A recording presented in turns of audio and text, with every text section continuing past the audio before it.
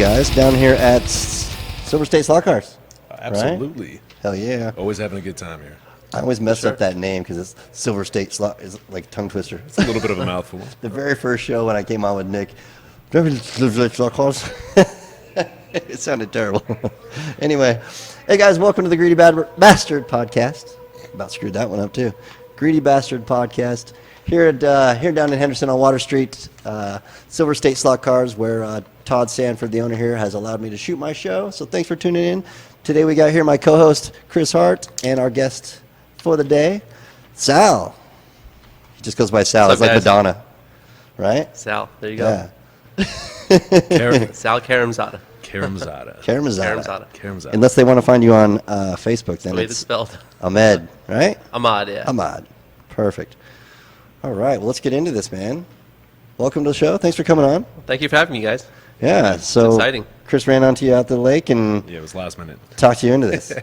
Yeah, I just, met Chris. He's a cool guy. We just kind of hit it off, and, he's like, hey, you want to, stop by and, join us in our podcast? Yeah, and I I'm was like, like- all right. Absolutely. Did you have to twist your arm? No, not at all. I mean, it's my pleasure. I just, I like telling people about my story, and it's pretty cool. You do have quite a story. It was funny how it came up because we were all hanging out on Mike D's houseboat. Yeah. And we're all just it was like a group of 6, 7, and then he comes up and like his smile stopped the group. Like everybody was just like, okay, what's going on here? Why is he smiling so big? That's just him. It was just him. Uh-oh, creepy. And then he's like, what's up, Chris? And then, it got into the whole conversation about his birthday party and, why he didn't make it, things that nature. And then we just started talking, and dude, this smile right here and his attitude, so contagious, man. It So is, contagious. man. I love it. I love it. Got to be happy. Life is Yeah. good. It's true. Why be sad, right? Very true. Very true. Stay positive. So, guys, thanks for tuning into the show. It is Tuesday, and it is a kind of actually a happy day. So we got a post on Facebook in the family group, boaters group there, that we've all heard about the incident that happened Saturday. Very unfortunate incident, but the guy is up, alive, right?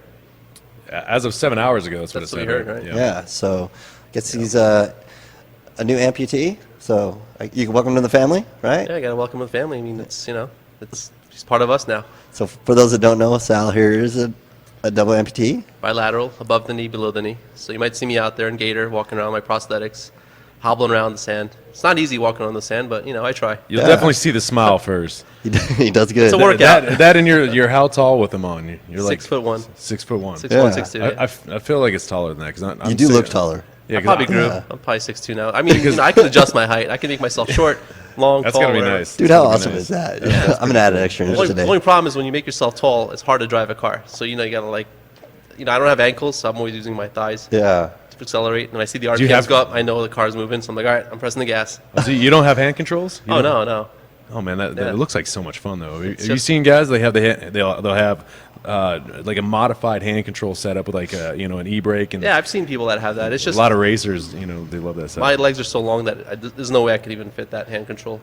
So Okay, you don't gotcha. you don't get to use an ankle pressure. You have to use the whole foot. I got to right? use my whole, I lift Yeah, up my yeah. whole leg. Yeah. And I'm used to it now, so That's a lot of work. Now the foot stays solid or does it pivot too? No, solid. Okay, Solid. so it's not like an adjustable shock. Like you have to go in there and lock I it don't- out like I a don't- mountain bike. Nope. I know people Okay. that are like in wheelchairs that are paralyzed that Yeah. use just a crutch to press the gas and the brake. It's Yeah, pretty scary. I've heard That is kind Yeah, of it's like sketchy. hardcore ghetto.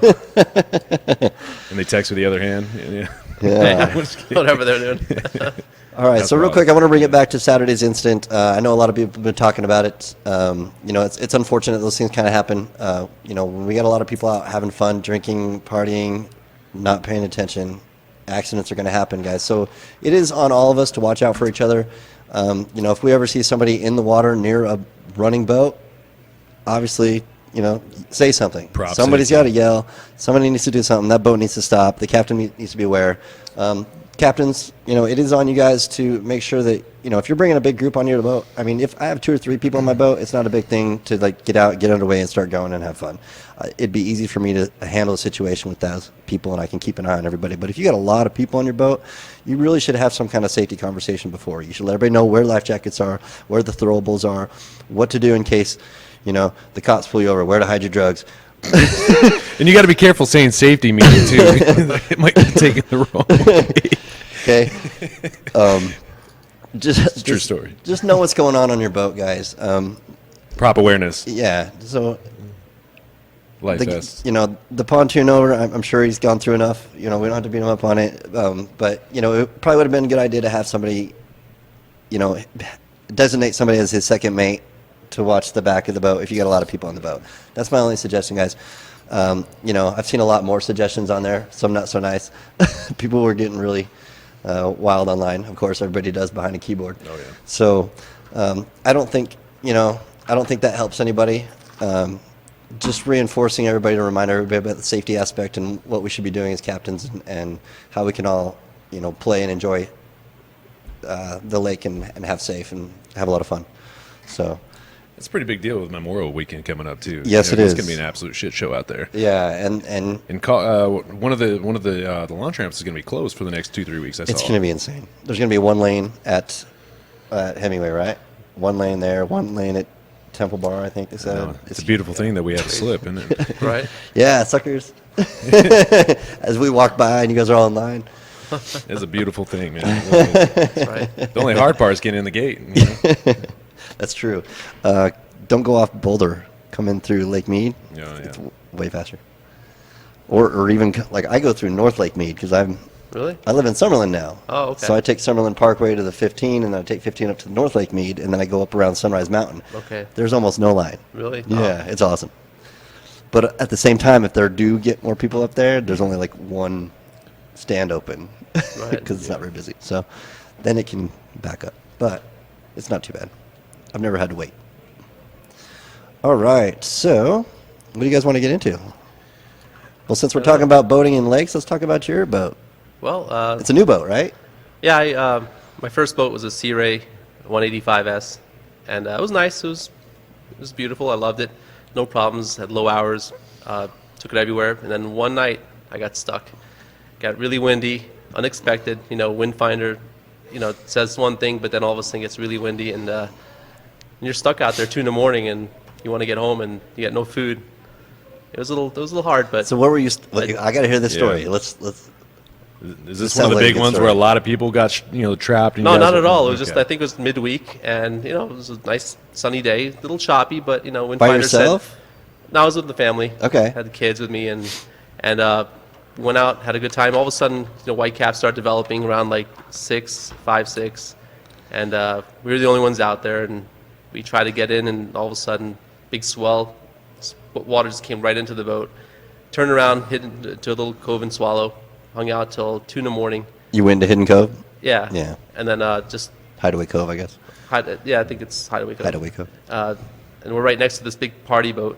Yeah. And you see these people just like, screaming, "Oh, you have any more Molly?" And just it's getting crazy. And the kids are I like, got the "What?" kids over here, and Daddy, who's Molly? I got the loud music, DJ music, and we're just sitting there like, She's okay. with Darius. But the party boat was cool. They actually took, brought some food to the kids, and they're a little uncomfortable. But by 2 o'clock in the morning, I looked at the wind finder app and said it was kind of slowing down the winds, and then we just headed off. And when we got past the cove, we just noticed that it was still all white caps, but you can't see anything. So all I'm doing Right. is looking at my phone, making sure I'm not hitting any rocks, and it was pitch black. It was a rough ride, but we made it back by like 3:30 in the morning. And then after that night, it was like, you know what? This I think isn't gonna work. we need to get like a bigger boat. Yeah. So we bought a 2009 Bayliner 245. Love it. It's a cabin cruiser. I think we have some pictures here somewhere. Let's see here. Well, I had them pulled up. Makes a difference. Keep telling us about it. Yeah. Big difference from an open bow, isn't it? Yeah, it definitely is a lot more use. It's got everything. The cabin's nice and spacious. I'm over 6 feet tall, so I could stand up straight, not hit my head. Very deep. It is a nice But boat. you could always adjust it so you don't hit your head, though. That's the best part. That's true. Jump my legs. But it's got a little room in there. You could sleep overnight, camp, whatever. Overall, it's pretty clean. I actually found it on the East Coast. Drove cross country, picked it up, hauled it back. Really? Where from?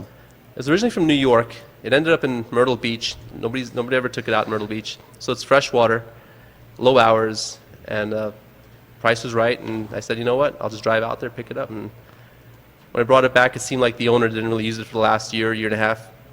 It's super So, clean. yeah, Yeah, yeah. I thought it was brand new when you brought it up on Right. the beach. Yeah, I mean, the hours were like 96 hours in the engine, and practically everything was pretty new and it worked out. So hauled it back, put it in the water, slipped at Las Vegas Boat Harbor. Okay. And it's just convenient. Get out, walk to the boat. No lawn tramps, no headaches. So I'm happy with it. Well, you definitely got some good pictures with it. That's for sure. Yeah, and now the waves, it doesn't matter. It's like 20-mile-per-hour winds. I'm just plowing right through it. I get boats following me. Isn't it nice? Right? It's Yeah. awesome. It's like I the king. always made jokes back when I first bought my boat. Everybody's like, "Oh, your boat's slow," and I'm like, "Wait till it's windy. Wait till it's windy." Absolutely. Right? And they're all going slow, and I'm flying past them. I can do the same speed no matter what. For a single the weather. engine, it's not bad. And, I mean, it goes like 40, 45. That's It's pretty. not I bad. wish That's mine would do fast, that. yeah. Yeah, It's pretty quick. I'm like right at 30, 32. Really? I'm like 25. But I slow it down to 25 just to cruise it. But Right. no, that's the whole purpose though. You cruise it, you know what I Exactly. mean, and just enjoy it. Right. Exactly. Just It's nice to actually go and you can actually hear the music or have a conversation kind Right. of. right. That's the beauty of it.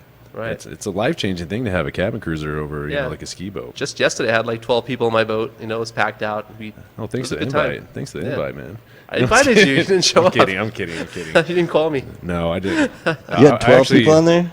That's Yeah. a lot of people, man. I know. It was, I don't like more than 8 on my. That's packed on my boat. It feels like Yeah. just because mine's more like built like a house inside, Uh-huh. so like my alleyways are short, like small. There's lots of room, but it's just trying to everybody. It's move actually, around. yeah, it's very deceiving how If much room you everybody got. sits Yeah. down, there's tons of room, but people Right. start moving around, and there's just You got to take turns to get up. Like, hold on. Yeah, You get but- up first. You get up next. the walkways are tight. But I do love having that big cruiser.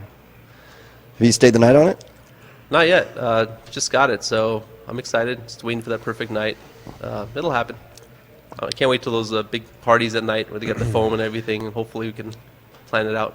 Yeah, looks like the motorhome's about ready to go out. I was and going to have say, some fun, so. Jesse Hart actually just posted a thing of a video from that because I guess John, Or the- he got in a lot of trouble for that, right? I don't know the guy, but I just saw a post He got fined quite a bit, $10,000, I think. for EBC, right? That's what it was called. Well, it wasn't for EBC, but it was for the foam pit. Gotcha. Oh, really? For having Yeah, foam at the lake. it's biodegradable foam, but yeah, Oh, they wow. don't like us having it out there. Wow. Fun police.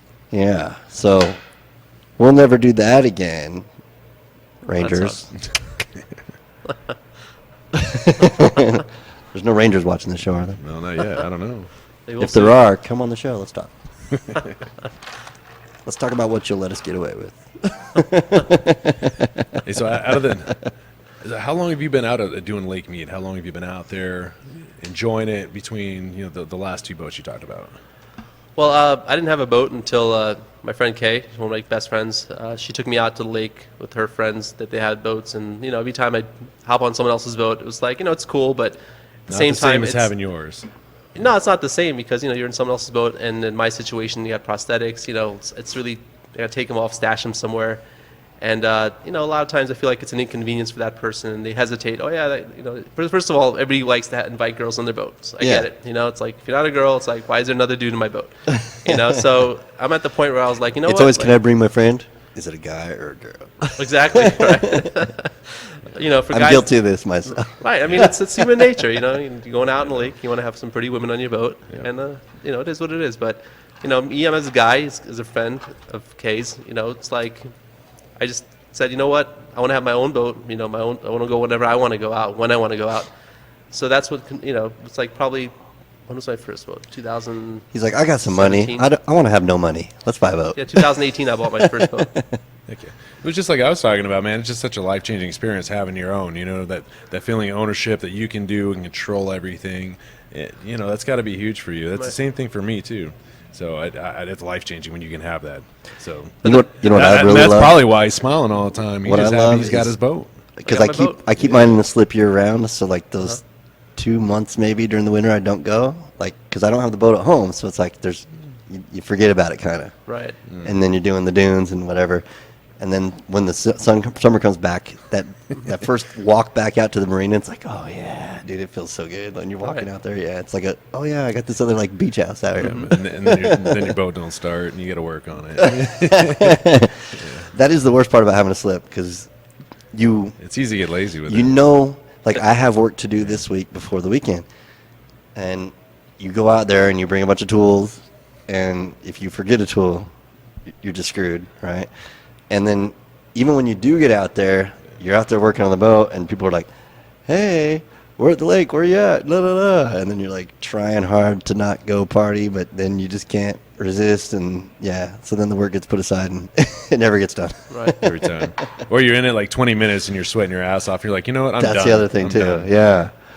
I end up doing it. Yeah, I have a old pair of black swim trunks on my boat that are just for working on the boat. Because I know I'm going to just get sweaty in them. They're going to get greasy, and I can just jump right back in the lake to cool off, right, as you're not supposed to in the marina. Well, people at the marina love me. I mean, I pay them a fortune just to fix my boat. I'm not a big hands-on handyman. Yeah. I'm just too lazy. I'm just calling them, hey, I need this looked at, and I'm getting the bill. I'm like, what the hell? It's like, it's crazy how much you pay.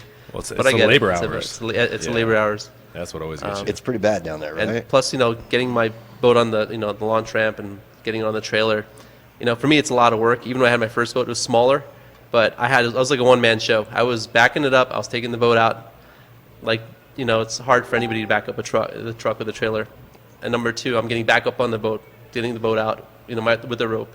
This one I can't do because it's so big. I need at least 3 people to help me, or 2 people. Dude, my mom back in the day, she was dating this guy, and he had a 40-foot formula, and she used to back it in by herself. So Oh, really? she would tie a rope to the front, and then she'd run the rope up to her hand out the door, the window of the truck. Oh, wow. And then she'd throw it in reverse and go flying back in the water, slam on the brakes, and the boat would come off the trailer, She's scrappy. and she'd stop it, and then she'd get out, go That's tight to the hardcore. dock, and then pull the truck out. She was good. Dude, I've seen She some had cool it down. devices, man. They'll have like a little rod with a loop on it, and they'll do that same thing, and the boat will go right into the dock. Oh, and it'll it'll catch grab the onto it. cleat. Thing is, I can't get my prosthetics wet. That's the problem. So the way I have to do it is I cannot touch the water. I have to get in and hook it on the boat in a way where I got to reach over, or I got to be standing on the trailer. You So know what I mean? they can't get wet? Yeah, what's the No. story behind I thought they're like carbon fiber or something, aren't they?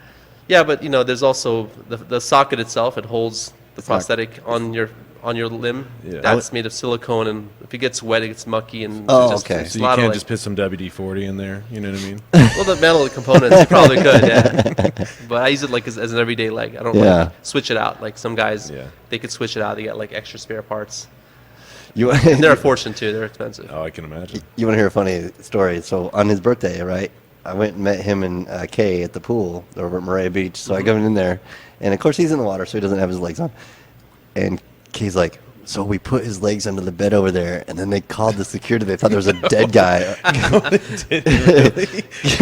well, because you gotta understand, Yeah, sorry. his legs on the bottom, he's got these prosthetic little feet, right? No, Look like- I think my shoes were on.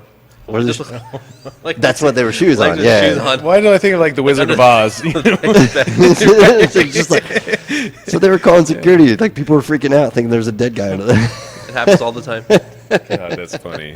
How mad do they get, or do they Always actually dash laugh them. about it? Well, they're looking like, what's going on? Like they're calling us back up, and then finally they look down and they're like, where's the body? They just see the legs. That's when they freak out. They're like, oh, wait a minute. Then I'm coming out. Yeah, There's no torso. Where's the blood? right. Do you do that kind of stuff a lot, just to mess A with lot people? of, yeah. Once in a Dude, while, I I'll just would. take my leg off. Oh yeah, dude, I would totally. I would. I think Yeah. at Mike's house, but my birthday, Angie was taking my leg off and carrying it around, taking pictures with it, like it was a Stanley Cup. I'm like, chill out, Angie. No, I like the leg. At least if I die, you got a part of me forever. Did you write it? Did she have you put it in the will? I get his left leg. It's worth $100,000. Have you ever thought about getting a pirate leg though? Just do it. Dude, For that would be Halloween, awesome. if someone can make me something like that, I'd wear it for Halloween. But just wear it to the lake. You know what I mean? yeah, like a little wooden stuff. Yeah. At the end. Yeah, but Yeah, peg Yeah. leg. Yeah. Yeah, but if we make- could design something that we could make out of wood, Oh, do we have our first project? we could have Yeah. we could do a have pirate to. theme. There we I'll go. wear a patch, no legs. Dude, that'd be so funny. That would be awesome. Weren't Really you cool a video. pirate for Halloween? Like a while back? yeah. At Excess. I think the picture That was a few years ago. Yeah. Yeah, I did a good Johnny Depp, Jack and Sparrow. Oh, yeah, it wasn't too Johnny bad. Depp. Yeah, That was a good costume. it wasn't too bad. Yeah, I did it a couple years before that. Okay. The first time. When did I do that? It was right after I hurt Sandy on the. Sorry, Sandy Tonez. I took her and her son on a tube ride, pulling behind a jet ski, and I turned it a little tight, and they went. They was whipping, Really? dude, and she just went cartwheeling. Ooh. And we must have come hurt. over, and her kid's like, he had a great time. He's laughing. He grabs on the tube, and I pull him over by her, and I could just see her face, dude. Like, her chin was jattering, like, Ooh. shaking, and I knew she was hurt. She didn't even get up on the tube. I just drug her in the water back to the beach. And, yeah, it wasn't good. Yeah, it's easy to get messed up on those tubes, man. Yeah. I've done it before. I told my MCL on my right knee that way. When I tried to get back on the boat, my leg didn't even want to work. Yeah, I think that stuff ends at 30. Yeah, maybe. I don't know more. Not young anymore. We try to be. It's all right. It's right. No, I think we're doing pretty good. I think we're all doing pretty good. I don't think most people would guess our age here. So you got any other good lake stories, buddy? What else? I mean, every time I look at your Facebook page, you've got pictures with you and a bunch of girls. And all smiles. Everybody check out in the... Smiles, bikinis, heels. and Exactly. you. Check out the description for a link to Sal's Facebook page here, and you can check out all these pretty women. So how did this all happen? You becoming, kind of like a pinnacle in the lake scene. I just like to have a good time, Yeah. I mean, forget about it. It's all about like living life and just being around good people, positive vibes, and obviously everywhere we go, it's just it's the lake crew. It's becomes contagious, yeah. right? I got the side by side crew I hang out with. Every Polly Shore. aspect you of my know? life, it's like it's all about just going out. Biodome. Like we go to Encore Beach Club. A lot of my buddies are VIP hosts, and just I've been here for a while now, over I want to say like almost 15 years. Yeah. Gotcha. So you do get to know a lot of people. And When did you move here? around 2006, I came here in October 2006. I think around the same time. Yeah, because I'm originally from New York. And What part? Long Island. Oh, that's right. Graduated from Stony Brook University with a poli-sci degree. So what brought you here? Well, cost of living, obviously. Well, I moved to LA first, and I was there for about a year and a half. Met someone, and, obviously just wasn't really worth living there. So I came out to Vegas to start my life. And by the time I moved out here, we weren't together. And I decided to get involved in the mortgage industry back in around 2007, 2008. Okay. And, obviously the market was great When back it was then. good. And then it all of a sudden just took a nosedive. Yeah. And, from there, invested my money in other things, bought some convenience store gas stations, and it kept me alive through the recession. And then finally I got involved with timeshare real estate, Nice. and did very well with it. So where were you doing that at? I was at Polo Towers, Okay. Diamond Resorts. Yeah. Did you like it And, there? yeah, it was good. I mean, a couple of years there, met good people, and learned a lot. And then I went to Blue Green Resorts. I used to worked be over up on there. the rooftop at Polo Tower all the Polo time. Towers? Yeah, Okay. because Got a nice view. they had cellular equipment up there. I used to manage the cricket network back in the day. Okay. So I designed and helped build the cricket network here in Las Vegas, and then I Nice. managed it for 8 years. Oh, sweet. Now, is that still here? I don't think I've ever been to that. What's that, Polo Tower? Yeah. That's here? Yeah, Okay. it's yeah. still here. Didn't know It's that. it's over like by the Hawaiian Marketplace. You know where that's at? Yeah, on the end of the strip there. Yeah, well, Towards no. Mandalay, right? No, it's straight across the street from like the like Aria and stuff. Veer Towers. Oh, but I guess I don't know. It's like Yes, I don't. It's next to Planet Hollywood Okay. on the south side. It's funny, like my first, I think most people, the first year or two you're here, you go out a lot to the strip, but it's, you're going to the clubs, you're going to the day pools. Right. And then, finding somewhere to eat in between or gamble in between. Yeah, I think you really don't notice anymore because the signature towers are right behind it too, right? And they look, they're real big. You don't really notice it. Yeah. Makes a lot of sense. At night it's purple. That's how you find it. Yeah, it's like That could be. purple. Yeah, it's like it's kind of dark and it's not really lit up like all the other resorts. They used to have a really good club upstairs. That That's real quick. that club. Yeah. That Actually, lounge. they converted the club to where I was working. Like, it turned into Yeah. the whole sales floor. up It there. was there was a good club way back. Like Really? back, probably when I was 18, 19. Really? Yeah, way back in the day. Yeah. So you did that. You did timeshares, and then what? Yeah, and then basically just laying low now. Kind of like semi-retired. I'm working on other things right now. Right now, my goal is to basically help other people start their own business. Still on that paper? I did. Sorry about that. And We have paper to keep notes of the show, guys. yeah. So Gotta keep track of this that's stuff. basically it. I'm just living my life and just going out there and So making friends. when did the amputee happen? Was well, that before Vegas? After? Yeah, way before Vegas. So Okay. basically, when people see me, they're like, "Oh, you're ex-military, this," and a lot of times it's such a long conversation. I don't really get into it. They just assume I'm The military, assumption. but it's the assumption Well, thing. Cause, you have that profile, man. You have that look. right? Yeah, 'cause You the would look height. military, yeah. But my whole life, I've been playing adaptive sports, and I've been really involved with staying active.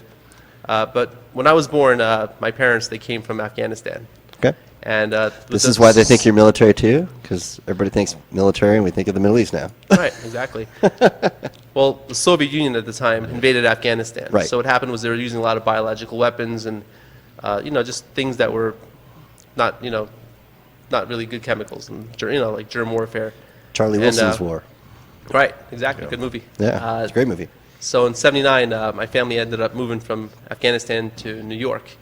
And I was born in Queens. And when I was born, there's a lot of complications. They thought that my mom was going to, my mother was going to pass away or I was going to die or whatever. Wow. So somehow she made it and then I made it. But when I was born, I looked fine. The only thing they noticed was that my leg was dangling.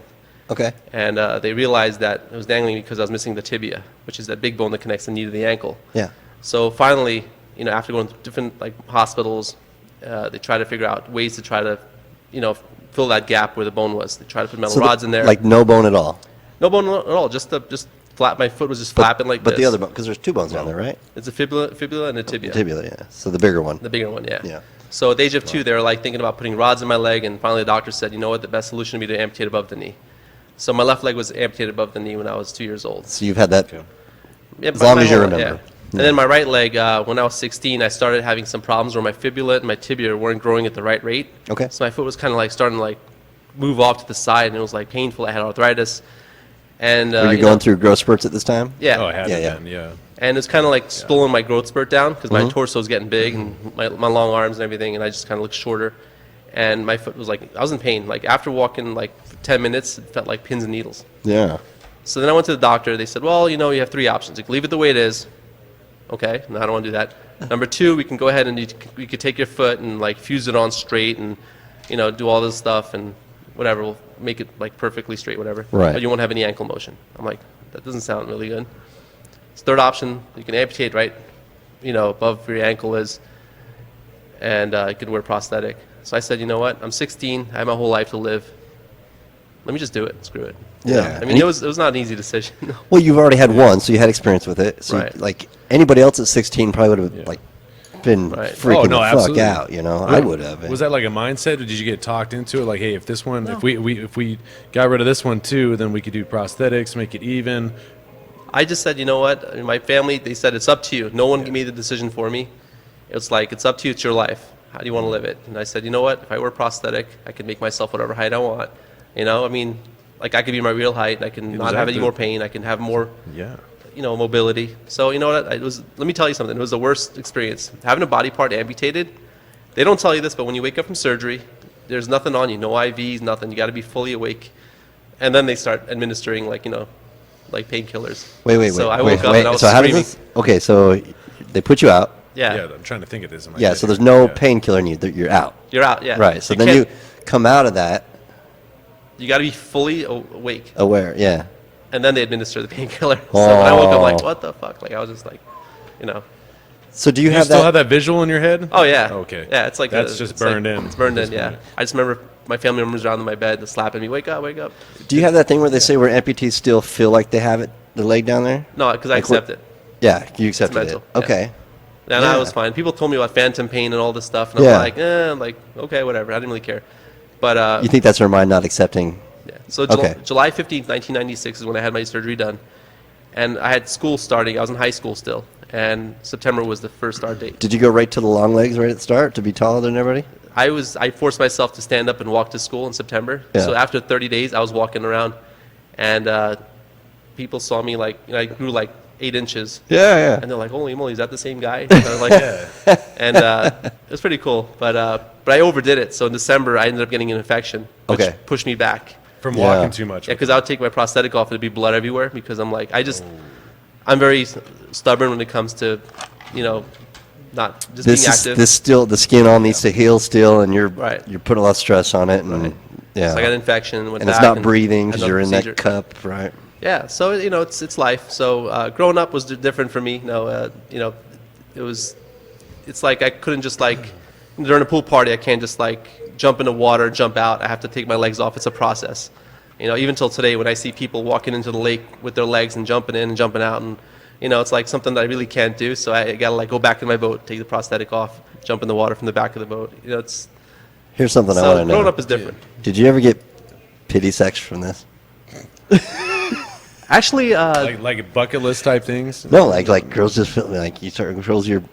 I don't think You he had your has a legs problem amputated. with that or ever had a problem. Well, I don't with think that. so with that No, smile, no. This But guy, I mean, I'll be honest with you. When I was in high school, I was a little, like, insecure about it. I was like, what if people judge me? My family was always well, it was like, new, yeah. my family always told me to wear like long pants. Like they don't want me looking like I was disabled. yeah, So subconsciously, I was always thinking I got to be perfect. So I looked at myself in the mirror. I walked back and forth until I made it so perfect that nobody could even know. And and then as far as like dating, I didn't really date or anything. I was like a nerd. I had like straight A's and Yeah. went to college and everything. So I wasn't Well, really you were like an honor dating scene. student too, weren't you? Yeah. So I was a good kid.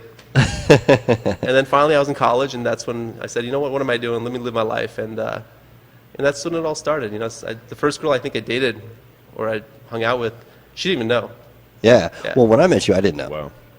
because I met you, in full clothes, and where were we at? Where do you think? Where was that at? Oh no, I wasn't there. When did I meet you? At a ranch island. Oh, then you would have had your legs out then. I had my legs out. Yeah, showing my That's prosthetic, right. yeah. Yeah. So be Okay. surprised, Well, like- when I first met you, you had shorts on too, right? I don't know. but regardless. Maybe the next time I yeah. saw you, you had pants on and stuff, and I'm like, what? So like when I met a girl, they liked me. I talked to them, and finally, like after 2-3 weeks of dating them, I'm like, well, something you need to know.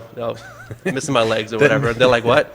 Some girls are kind of like, that's kind of weird, and some girls are like, oh, really? Like they love you even more. It's kind of weird. How did you bring that up? Was that an in-person thing? I was. I mean, you know how it is. Like you're hanging out with a girl. And you kinda page like- you page him first, and No, then, no. No, Hey, no. we've already seen this scene, you guys. We've all seen what's that? I was trying to bring Deuce it back. Bigelow, Mel Gigolo. No. Remember, he brings that girl back, and she starts taking arms off and That's legs funny. up. So like that, right?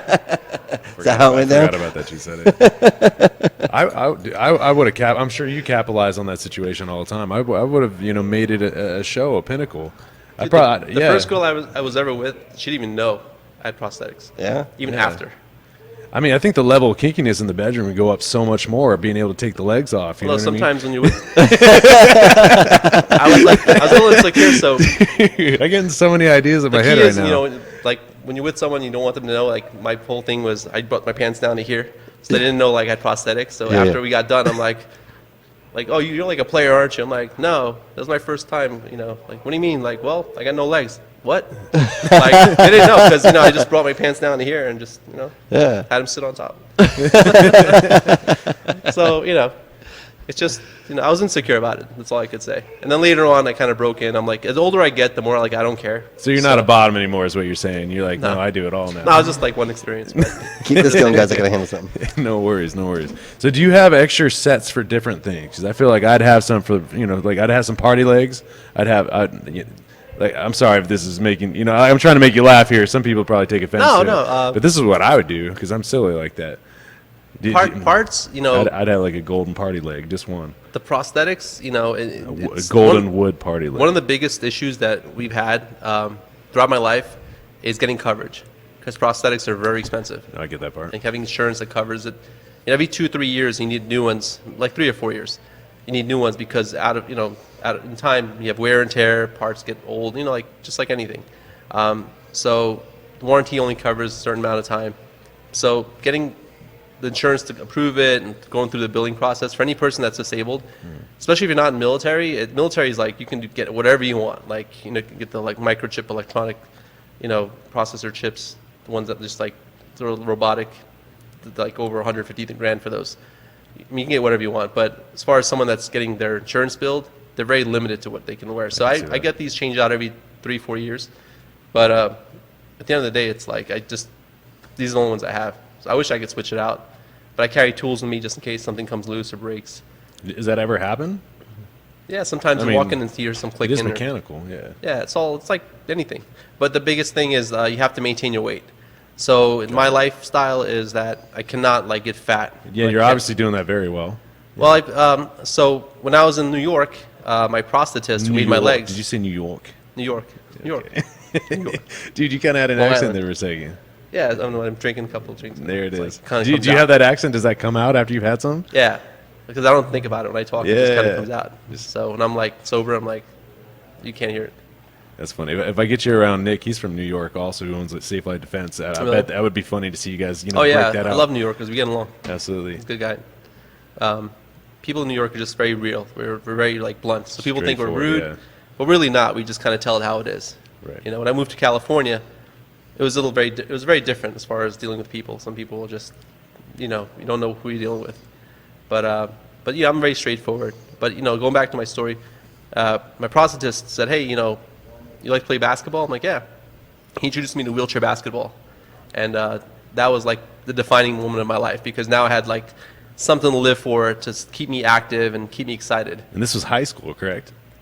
Right, my senior year, yeah. Senior year. Yeah. So a little bit after you gotten used to having, you know, both legs taken, Right. and getting used to the prosthetics, obviously at this point. And you're already an athlete. Right. You were finding all sorts of different ways to work around these disabilities. I don't even want to call them a disability. I'd call it honestly a blessing that shaped you to who you are now. Oh yeah, I mean, You know, that's the way to look at it, really. you know, sports, like, I always wanted to play basketball standing up, you know. Unfortunately, you know, a person that's able-bodied is going to have the advantage, you know, versus a guy like me who I'm going to be a little slower. I mean, I can still play stand-up basketball. It's just that I cannot play competitive in a league.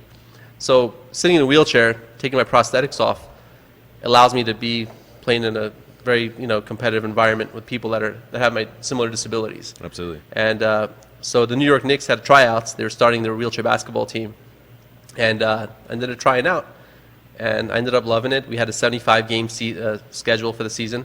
That's a lot. We traveled from Toronto to like Phoenix to Cali to Florida. We were all over the place. So I think at a young age, traveling and playing sports became like something I really had passion for. Heck yeah. It gave me confidence, motivation, competitiveness. Just Give you a new drive. it gave, yeah. I think sports is the reason why I'm here today, as far as like my success in That's life awesome. and everything I've done, and you know, even the camaraderie with my teammates and being able to associate with people and socialize. It's very important for, I think, anybody. Absolutely. Very good point you asked me earlier, you know, with the conversation I had. And the answer is really, it's easy. It's to be happy, to find that way of happiness. And you found that pretty early. And now that's not the only sport that you play. You play a variety of them, which actually you now play with the Golden Knights Right. On their sled league. So what ended up happening is played with the New York Knicks. Moved out when I was living in New York. I found out about sled hockey through another gentleman that played for the Islanders, and they're growing the sport here in America, the U.S. And I guess internationally, sled hockey was very popular. Canada had a team from they did. Great Britain. U.S. kind of came at the end. They didn't really start. Like Japan had a team, so they had like a team, but it wasn't that good. They were developing. So at the time, this guy, his name was Fitzy. Call him Anthony Fitzgerald. He got me involved, and I wasn't really sure what he was talking about. What's sled hockey? You know, I was like, yeah. So he got me on the ice. We drove all the way from New York to Philadelphia just to get on the ice, and it was just me by myself on the whole sheet of ice. Got on the ice, sat in a sled, gave me these 2 sticks with picks at the end, and I just start taking the sticks and I start pushing on the ice. And within like 5 minutes, 10 minutes, I was sweating like there's no tomorrow. Like my water is just coming out of my face. And I'm like, this sucks. This is so hard. And they're like, no, you're doing great. You're doing great. Keep at it. And I'm like, okay, well, I suck, whatever. And I'm like, you know what? Like, this may not be that fun, but you know what? I love the workout. I just love the challenge. And because of that, because of the challenge, I pursued playing sled hockey. So I started out playing for the New York Islanders. And, you know, we had a small budget team. We went to Boston, a couple other local areas. I heard and, that. Boston. Boston. Yeah. No, I was waiting for that. So then after about a season or two, they said I was really good, and I didn't think I was that good. And then I had some speed. I'm pretty quick. They selected me to play for the U.S. national team. So in 2004, they flew me out to Lake Placid, and we ended up going to Sweden, playing for the Worlds, won the silver there, 2004. And And they covered all this. oh yeah, the Paralympic Committee. And then I ended up moving to Los Angeles, where I kind of slowed down from ice hockey. And it kind of just got to the point where, you know, I had to get my life together. But either way, it's kind of molded me. And when I moved to Vegas, Vegas Golden Knights started, you know, their team. And John Coogan, who's the president at the time of the Vegas Golden Knights Foundation, we had a mutual friend from New York who ran the Islanders team. They were looking to help out and start a sled hockey program. And they contacted me, and now, you know, today I'm basically running the whole program. And I'm always looking for new amputees and anybody that's disabled that wants to play. Absolutely. And you've sent us some pictures of you here. Yeah. Let me pull these up here. Here's one of you. And so question for you on this too. So now this can be more than just amputees. This could be combat veterans as well, correct? Right. So any disability that you have that does not allow you to play stand-up ice hockey is eligible to be in our team. Now, we're allowed to have 3 able-bodied players. So if you don't have any disability at all, you're just really athletic and you know the game of ice hockey, you're welcome to play. Gotcha. So Do you have anybody on your team like that? So those are your No. are those the ringers right there? Is that the guys you have beat everybody up?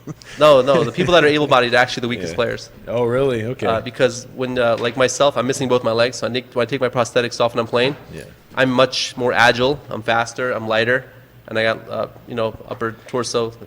Yeah, you got a big upper body Yeah, on you, so- man. So Yeah, you're used So- to using your other limbs to make up.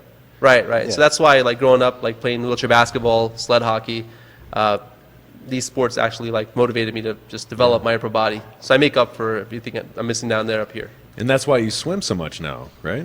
Yeah, so, like, It's a going back lot to the whole of- prosthetics thing, the cost of prosthetics being so expensive, like, what I'm walking on right now is $100,000. Gotcha. And every 3 years, it's like getting a new, beautiful sports car, it's like Yeah. insurance has to cover that. You got Rolls and Royce right there. Right. Yeah. Now, if I go out running, it's just gonna cause more wear and tear on my prosthetics. So it's like, rather than wear and tear, Well, it's more than that. Disc in your back and everything else. yeah, like, it's just a lot of pressure in your lower back. And, that's the thing, when I'm walking in the sand, my lower back kills me because I'm just, like, grudging on there.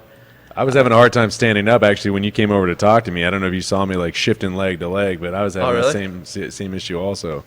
It's just that sciatica will get to you after a while. I had sciatica. It's not It's- fun when you're double amputee. I can only imagine. Everybody's pain's different, but it all hits you in a certain kind of way that becomes relative. Right. So I feel for you in that aspect. At the same time, I'm almost kind of jealous. I mean, like, it just seems like you have so many more things you can do now. Because I feel like it opens up your horizons a little bit more, right? Because it makes you not so naive. It makes you probably have to try and want things a little bit more because other people, you don't have what everybody else does. And I'm trying to pin this the most positive way I can because I think that might have driven you a little bit more, right? Pushed you a little bit more. Yeah, I mean, like, it's like, because of my situation, it's like, yeah, I can sit there and I can, do a lot of things to stay in shape. But like you said earlier, swimming is what I enjoy. It's like swimming is, that's my cardio, that's my exercise, and it's not that I have a lot of options where I could do different things, but if I'm going to do something which doesn't really cause a lot of impact, that's probably the best exercise that I could do. But So how does that relate to actually playing? Because it looks like you have to balance. I mean, is it hard to balance on that? it's a total body workout. You got to use your core. That's what makes it kind of difficult. So, it's Is that a single blade down there? That's I'm kind of curious. they're two blades, but they're very close together. Okay. Are they like straight down, or are they kind of built tilted out like this? Straight down. Straight down. Okay. Now, is all your sleds are they all different depending on each person? Yeah, it's just customized. I Okay. mean, if you like a long sled, you get a long sled. You like more stability, you just have your blades further out. Gotcha. And then we'll depart from this real quick, just because I want to show another picture here. But is this you in the wheelchair playing basketball? Yeah, that's at Madison Square Garden. We do halftime exhibitions. They go out there and we do like a quick, 5-minute. on one of the biggest stages ever. Oh yeah, Madison Square Garden. I've played in the Raptors, in the Air Canada Center. I've played Staples Center, and nothing compares to Madison Square Garden. It's just Yeah. the way the lighting's set up. You feel like you can't see the crowd. It's just blackness, and then you all see is the court and the basket. Everywhere else, it's like a big warehouse where you could see everybody. It's just not. MSG is probably the greatest arena in the world.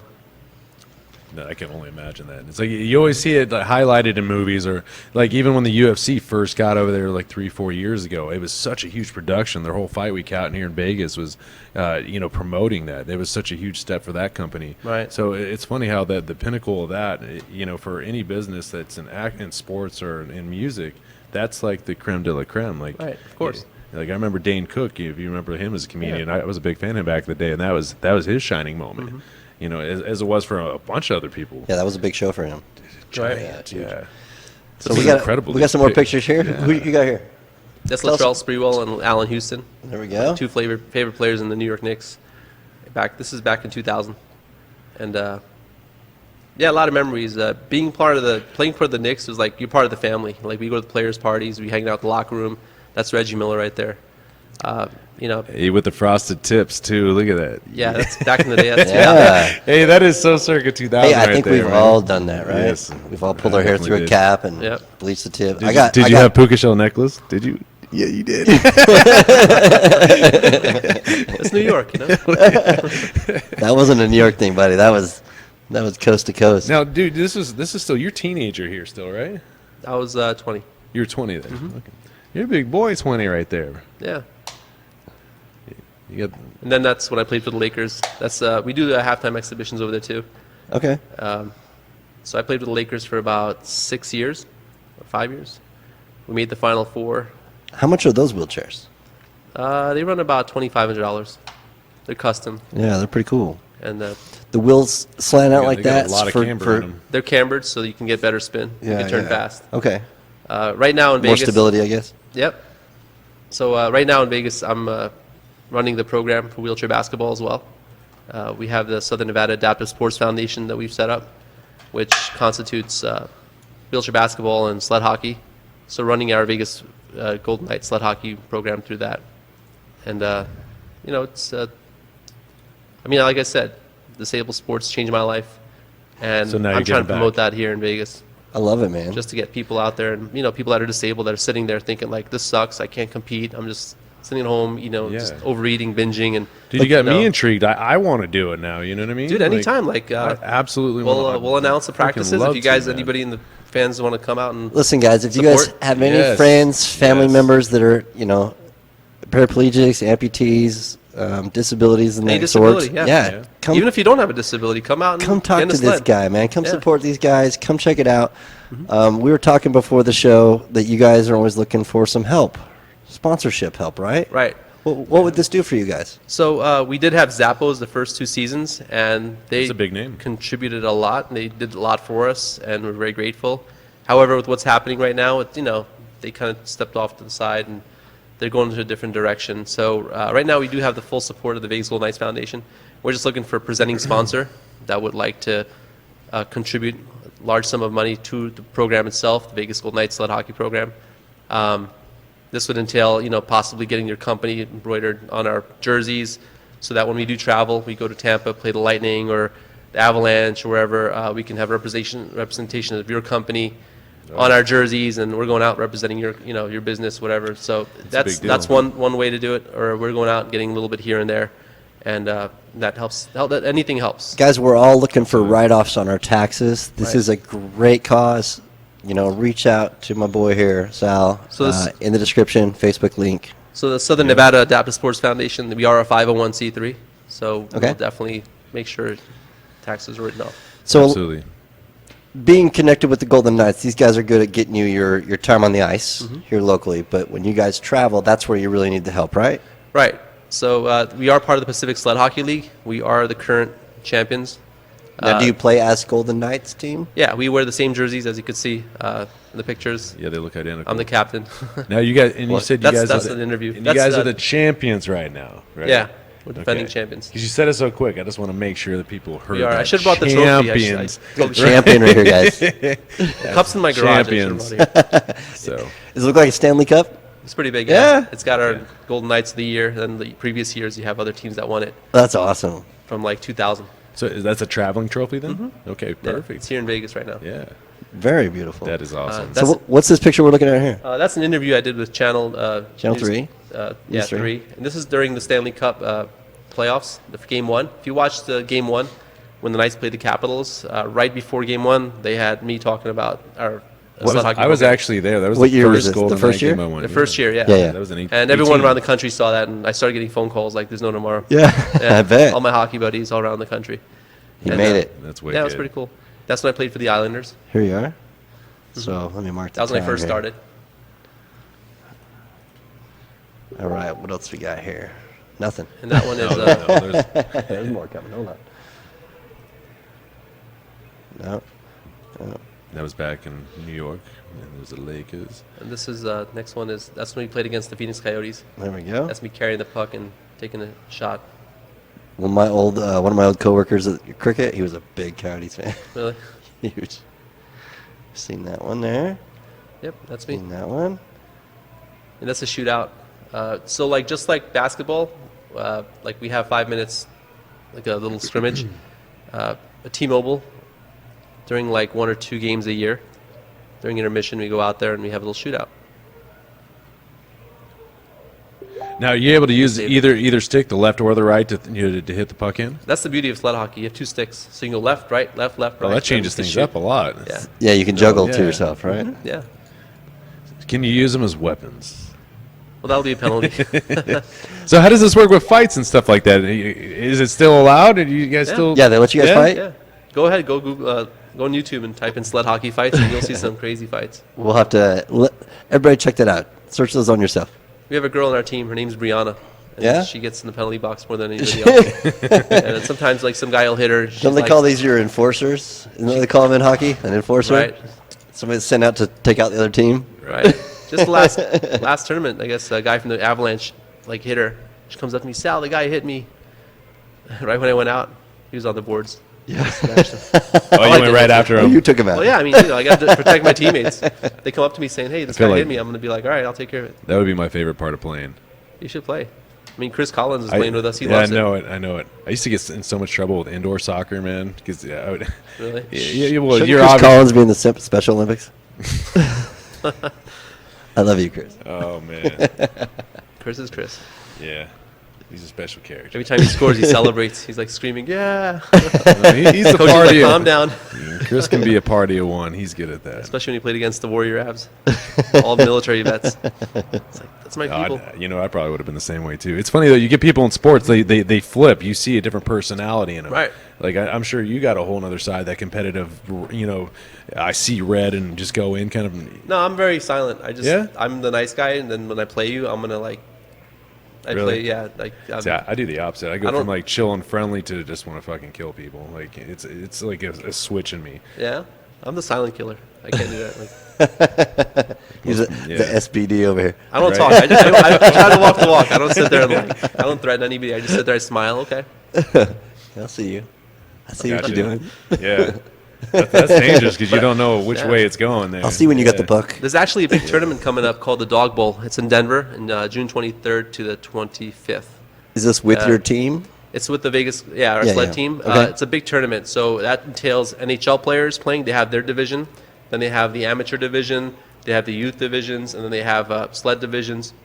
So it's over like 50 teams combined. Oh, wow. And for this tournament, they're going to sign one NHL player to play with every sled team, and we're going to have Paul Stastny playing with us. Okay, That's awesome. Yeah. dude. Yeah. Now, if Winnipeg's still in the playoffs by then they'll select someone else. Okay. But he's supposed If to he's available. Yeah, so he'll Okay. be playing with us. So that's going to be a pretty exciting tournament. And the Dog Bowl is like, if you Google it, it's like a big, huge foundation, and definitely a good thing. All right. What else we got? What's this photo here? This is a fundraiser, one of our first years. This is a poker tournament we did for our team. And Ryan Reeves was there, Paul Stastny, and that's Brianna. That's our one player. Oh, the one She you're joined. talking about. Yeah. She plays for the women's national team, sled hockey. She just started like 2 seasons ago. She loves it. I actually brought her out to the lake a couple weeks ago. Yeah, she had didn't- fun? She didn't want to leave. Yeah? Yeah, I was like, I gotta go. She's like, can I stay? I'm like, Chris was like, I'll take care of her. Don't worry. I'm like, okay. Oh no. Hey, we're all adults. People can make their own plans. If they want to stay in the lake, stay as long as you want. She's cute. Never mind. I'm not going to say anything. Well, there you go. What were you thinking there? Actually, Come on, Chris. there's a story behind that. Chris and her went on a Tinder date Did like they? 2 years ago. Before? So when Chris came to the practice, he looked at her and he was like, I know this girl. And then she kind of like, there's like weird energy in that locker room. Yeah, I bet. And finally, like, yeah. Did she figure it out? Yeah, of course. Yeah. She's just like, she was afraid to say anything. Because back then he had like a big beard. So my very first podcast I did, not the Greedy Bastard podcast, I had a real estate one. And when I first got my studio set up, Chris happened to stop by. Really? And he walked in and he didn't have his beard on. So I was like, he just got back from Michigan or whatever, and I was like, oh my god, we gotta tell people about this. Hey, I'm just gonna test my equipment. You want to go? Let's go throw a little podcast together. So we went and filmed something and announced to everybody he'd shaved his beard. So it was pretty funny. Yeah. So he lived with me about a year and a half, I think. Yeah. Roughly, right? So when he did that and came back, I was like, who the fuck is this guy in my house? I didn't recognize Totally him. different, right? Yeah, because he'd come out like, he was in his shorts like making macaroni and cheese or some shit or some cereal. Some homeless guy stuck in your... Yeah, it's funny. Like some people are completely different when they're at home, and like he'd be like when he was at home, he was just trying to recover. You know what I mean? Because this is Chris we're talking about. But when he came back with any beard, I was like, oh god, dude, what kind of bet did you lose? And it was a change of identity for him. I think that's how I captured it. He's embracing it. He's keeping it off. Yeah. Well, I think that was a phase. That was like he just got here. He was kind of fresh out the military. That's like a thing because we couldn't shave forever. So all we want to do is get gnarly beards and and do something we couldn't do. Did you do this too? I cannot grow a beard. Like he's hairy as fuck. I don't do that. Like, dude, I used to eat. A lot of maintenance. Hey, you know what? Like, shout out to Chris again, man. I was such a good friend. I would actually shave his back for him. I shaved my old roommate's You know what I mean? Like, they got that bad. It's dude. Like, you turned into a cheaphead. But love the dude, man. But god damn it, sometimes we can't handle you. I thought shaving the beard was going to change that, Chris. Yeah. Anyways, No. No. We love that guy, though. Yep. All right, let's. We're gonna have to wrap it up It's early late. tonight, so we're not gonna get a 2-hour show in. Unfortunately for you guys, you don't have to stick around for 2 hours. But let's talk about your sand toy here. So you got yourself a Razor Turbo S. Yeah, so when I'm out on the lake, another thing I like to do is take my Razor out. It's a Turbo 2019 Turbo 4. Turpsky S. yeah. You got the ride command on that one too? No. Opted not to have that. I mean, it's just extra stuff you don't need. When did you buy it? Okay. Some In people are about 2019. Okay. Yeah, brand new. Just put some little accessories. I wanted a sound system, so I got the audio roof. The guy at the dealership's like, oh, you got to buy the roof with it, and it comes with it. I'm like, I don't want a roof. I'm like I was going to do the different, like, roll cage and all that. So is that the Rockford Fosgate one, like the stage 3 or stage 4 one? That Yeah, so I was like, I'm going to get specifically audio go with the for roof. I'm like, going to get audio roof. So I got it, and what sucks is I can't get a custom cage on it. No, Oh. no, you can't. Yeah, so I didn't really know. I was like kind of new to the whole like Razor life. Yeah. So when you went to, so this is obviously Sand Hollow, right? Up Yeah, in that's Utah? Sand Hollow. For the UTV takeover. UTV takeover. Yeah. So my friends I was telling you about in Salt Lake that own Combustion Motorsports, they're a big Okay. sponsor of this show. They Really? usually lead Okay. a lot of the rides. It was a blast. Had a great time over there. Yeah, good people. Travis is good friends. Were you there? I wasn't. Okay. No, because I don't have a UTV. I got a sand car. Sand car. Forgot. When you guys all evolve one day, we'll show you. But yeah, yeah. I mean, you go to Dumont. You go to a lot of places. Sometimes I'm just like bored. I'll just do like a Pioneer run. Those are fun. Just leave off from the Southwest and just go to Good Springs, have a couple of drinks, and Yeah. get a little messed up. And Have you ride been it. out to Pioneer yet? I was just out there like the week before I sold that quad. I went out. My friend Collie came out here, and we went to Pioneer. My best friend, her husband Brandon, he passed. So we went over. We always talked about doing it. So we went over there and we had a drink in his memory, and yeah, that caught up pretty quick. But we were mobbing on the 4-wheeler and decided to go off and all the way up to the top of one of those mountain ridges. Like it got so crazy that she had to hold down the front rack as I'm 3-wheeling up part of it. Really? But, yeah, we had a blast, but it is so rutted out now. Like last time I went out there and did a side-by-side run like a year ago, it was bad, but now it's bad. Really? Yeah, It because is- everybody bought side by side last summer. Yeah, Yeah. And there's a rental company that goes through there now too. Oh. So yeah, they're running all the Honda Talons, and they're just eating it up. But it's an absolute That's blast. Carpenter Canyon. That's on the backside of Mount Charleston. Yeah, it's a good riding spot, right? Yeah, it's like right now this time of year, around spring, early summer, it was like nice little Nice and cool water. There's like there's little rivers, streams. Yeah, everything's melting off the mountain. Yeah. Beautiful. Man, I got some amazing places. There's out in Arizona. There's so many different washes that go around that area that go out to Lake Mojave. Because I was staying out there during the winter, and I would just ride out like 50, 60 miles a day on the 4-wheeler and just get lost. I have a geo map looking at Right. different washes. The stuff that I found out there is like, dude, if I had like a Turbo S or something, I'd probably be doing like 100 miles a day. Like that thing, yeah. There's always a need for speed. You're just like, Yeah. Well, I mean, you know how it is when you get your toys, man. That puts a smile on your face that is so different. And I think that's what all brought us together is between having toys, whether it be the boats, the side by sides, and cars, trucks, whatever the case be, or sports, guns, whatever. That's a common ground that we all found. Yeah. But it's wild what stuff like that will do to you. And what was your first reaction as soon as you got your side by side and took it out? Actually, I had a quad. Feel? I used to have a Can-Am Renegade, an 800cc. So yeah. It was pretty fast. It was one passenger, but it's boring because you got all my buddies had quads. They sold them. And they moved on, they settled down, whatever. With age comes a cage. Yeah, and I was by myself, and I never used it. It sat there for a year. I'm like, let me sell this. And I started looking at four-seaters, never driven one. And for the first time on the four-seater, I was kind of nervous because I'm I didn't know the capability.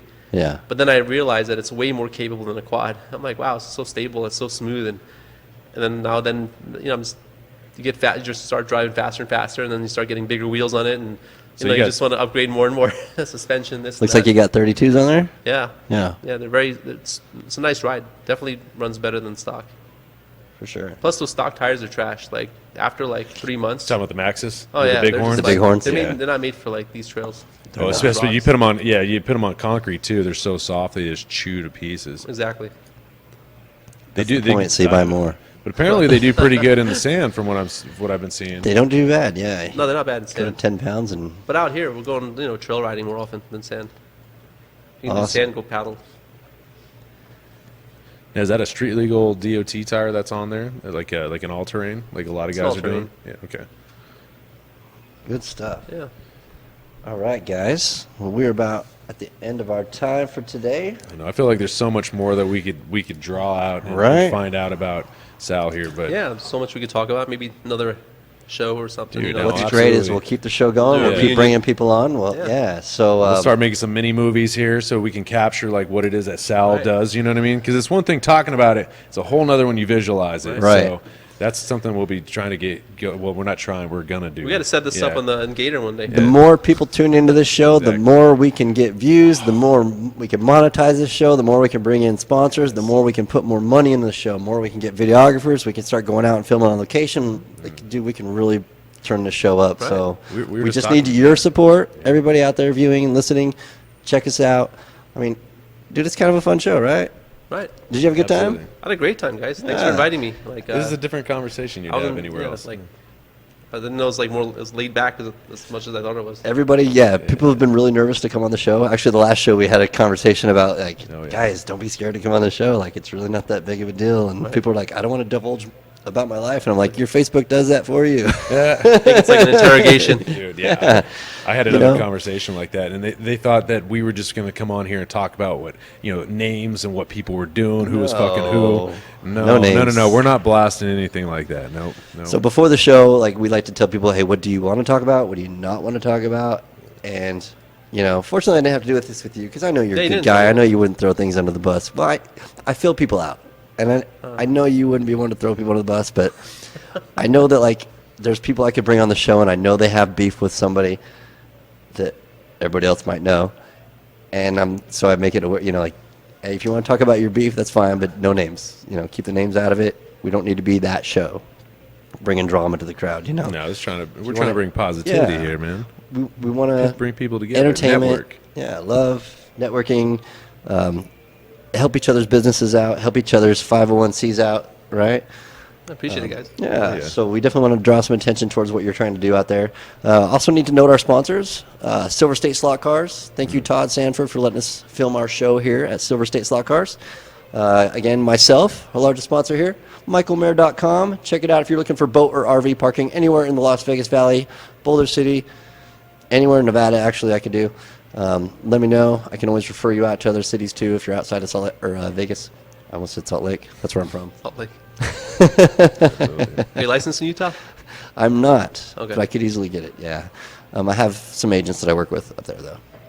Obviously. What else, man? You got anything else to cover? Yeah, we could literally go on for quite a while here, but I think the best thing for us to do is probably, kind of chill it out at this moment. And we're talking about Saturday, going around talking to people for Memorial Weekend while we're out at the lake. So we're talking about actually I'm thinking about taking it easy out to Gator Cove, going up on the hill, setting up my Easy Up, bringing us some power out there, setting up our setup here. We won't need lights, but Yeah, that'd be awesome. and just let people come up the hill, jump on the mic, and we'll throw a show together of just Memorial Weekend, Gator Cove. This is kind of what's going on. These are the people.